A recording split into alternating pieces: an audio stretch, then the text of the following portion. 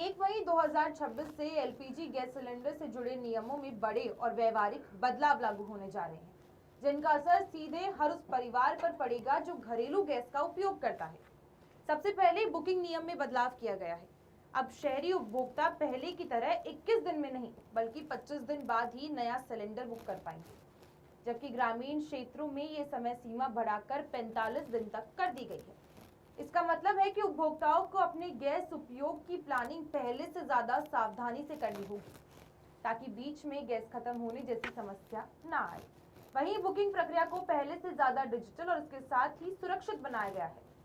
अब उपभोक्ता WhatsApp, missed call, SMS, mobile app या आधिकारिक वेबसाइट के जरिए आसानी से सिलेंडर बुक कर सकते हैं।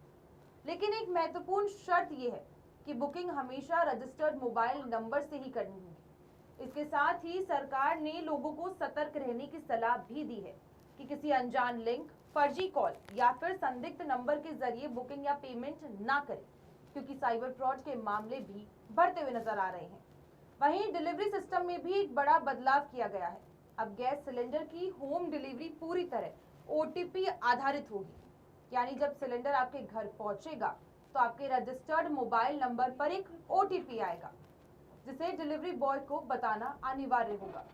बिना ओटीपी के सिलेंडर नहीं दिया जाएगा। इसके साथ ही इस व्यवस्था का उद्देश्य ये सुनिश्चित करना है कि सिलेंडर सही उपभोक्ता तक पहुंचे और बीच में किसी तरह की हेराफेरी या फर्जी डिलीवरी की संभावनाएं भी खत्म हो जाए।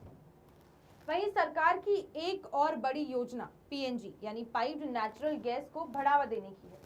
जिन शहरों या क्षेत्रों में पीएनजी पाइपलाइन उपलब्ध है, वहां आने वाले समय में उपभोक्ताओं के लिए पीएनजी कनेक्शन लेना अनिवार्य किया जा सकता है। अगर कोई उपभोक्ता तय समय सीमा में पीएनजी कनेक्शन नहीं लेता है, तो उसके एलपीजी सिलेंडर की डिलीवरी बंद की जा सकती है। ये कदम पर्यावरण संरक्षण और इसके साथ ही गैस वितरण प्रणाली को अधिक आधुनिक बनाने के उद्देश्य से उठाया जा रहा है। इसके अलावा ई-केवाईसी यानी इलेक्ट्रॉनिक केवाईसी अब बेहद जरूरी कर दिया गया है। हर उपभोक्ताओं को वित्त वर्ष में कम से कम एक बार ई-केवाईसी कराना अनिवार्य होगा। यदि कोई उपभोक्ता ई-केवाईसी नहीं कराता है, तो उसकी गैस डिलीवरी रोकी जा सकती है और साथ ही उसे मिलने वाली गैस सब्सिडी भी बंद हो सकती है। ये कदम भी फर्जी कनेक्शन पर रोक लगाने और इसके साथ ही सही लाभार्थियों तक सब्सिडी पहुंचाने के लिए उठाया गया है। कीमतों की बात करें तो हाल ही में घरेलू एलपीजी सिलेंडर की कीमत में करीब 60 रुपए की बढ़ोतरी की गई थी और हर महीने की पहली तारीख को कीमतों की समीक्षा होती है। ऐसे में 1 मई 2026 को घरेलू और कमर्शियल दोनों सिलेंडरों की कीमतों में बदलाव संभव है। खासतौर पर कमर्शियल सिलेंडरों की कीमतों में पिछले कुछ समय से लगातार उतार चढ़ाव देखा जा रहा है, जिसका असर होटल, रेस्टोरेंट और छोटे व्यापारियों पर भी पड़ता है।